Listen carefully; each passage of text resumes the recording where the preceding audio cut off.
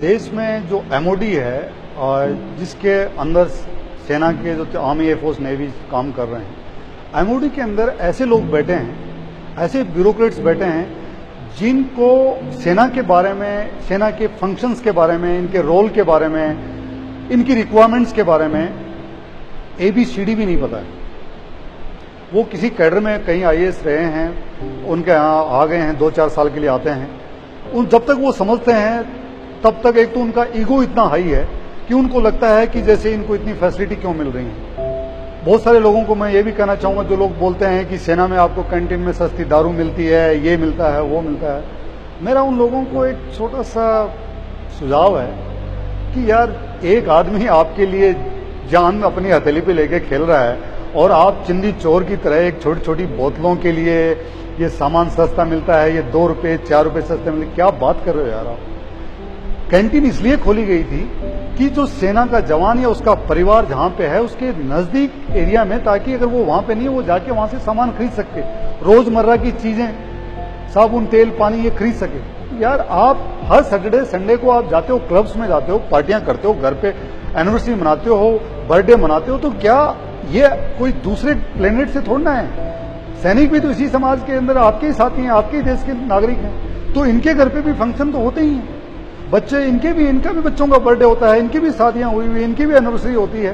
तो क्या एक just for example Delhi Cantt में रहने वाला एक जवान या उसकी बीवी क्या जाके गुड़गांव या नोएडा या कहीं साकेत किसी मॉल में जाके सामान खरीदेगा? इतना ही तो इनके पास वक्त है। इनकी ड्यूटी लगती है 15-15 घंटे, थोड़ा सा वक्त मिलता है परिवार के साथ। तो कैंटीन इसलिए खोली गई है कि आसपास जाके अपना सामान खरीद लें। तो आप अपने दिल में अगर किसी को ये लगता है कि कैंटीन में बहुत ज्यादा सस्ता मिल रहा है, तो ये फितूर दूर कर दीजिए। और जो लोग आपके लिए लड़ रहे हैं, दिन रात 24 घंटे आपके लिए खड़े हैं, आपका क्या दिल इतना छोटा हो गया है क्या कि आप कैंटीन जैसी ऐसी छोटी छोटी बातों के ऊपर आप मुद्दे उठा रहे हो?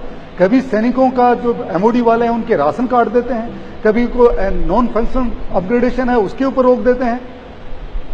जब प्रधानमंत्री ने 1 रैंक 1 पेंशन लागू किया, उसके लिए मैं उनको बधाई देना चाहूंगा, नरेंद्र मोदी साहब को। लेकिन मेरी उनसे एक अपील है कि साहब, जो सैनिक हैं इनका जो पे कमीशन है वो बाकी के लोगों से आप अलग कर दीजिए। और जो आर्मी एयरफोर्स नेवी के जितने भी जो वर्दी के लोग हैं, इनका पे कमीशन जब अलग से सेटअप हो तो उसके अंदर सेना के पुराने रिटायर्ड अधिकारी और सेना के जो प्रेजेंट अधिकारी हैं उनको आप रखिए, ताकि आप उनसे पूछ तो सकें कि उनकी रिक्वायरमेंट क्या है, कहां प्रॉब्लम है, क्या इश्यू है, उनको क्या चाहिए, कहां दिक्कत आ रही है। एक एमओडी में बैठा हुआ बाबू आता है, सेना की गाड़ी में घूमता रहता है और फिर सेना के हकों को काटता रहता है।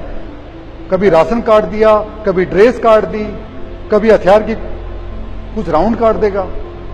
इन लोगों को पूछिए कि कभी आप जाके साल में, मेरी नजर में एमओडी के अंदर सिर्फ वही IAS ऑफिसर होना चाहिए जो कम से कम सेना के साथ 3 साल जिसने फील्ड में काम किया हो, जिसको हकीकत पता हो कि कश्मीर में, सियाचिन में, बारामूला में, शोपियां में चल क्या रहा है।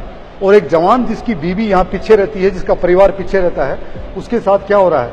या एक वो रिटायर्ड सैनिक जिसका ECHS का कार्ड कहाँ का बना हुआ है, उसका एक्स सर्विसमैन का कार्ड कहाँ का बना हुआ है, कैंटीन में जाता है उसको सामान नहीं मिलता है, उसके लिए कुछ नहीं कर रहे हैं। तो मेरी अपील है प्राइम मिनिस्टर से कि सेना के लिए एक अलग से पे कमीशन आप लागू कर दीजिए। And this prime minister can do when he can to such a big decision of 1 rank 1 pension. तो पे कमीशन का भी इनको डिसीजन लेना चाहिए।